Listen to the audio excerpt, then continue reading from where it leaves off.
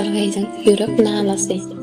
Mazar Şordepeden şairi Yıldız Oğlan'ın yazan şiiri. Göl yüzü nur saçar kalbim öyüne, Garankı gecede aya menziyor.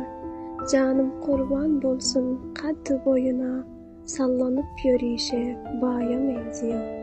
Görmedim göz açıp dünya yüzünde, Balgatılan her bir Kur'an sözünde, Kança bir mehri var kara gözünde, Gözellikte yeketaya benziyor.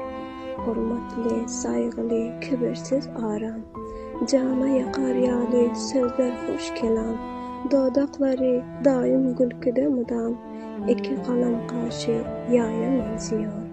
Böyle güzel dünya gelmiyor aydım, Hiç tarifi edeb olmuyor aydım. Ak elleri xine bezen gül edip, Barmakları kamışnaya benziyor. Bu zemzemden saf yaradıptır hak, Ak kağızdan hem ak misali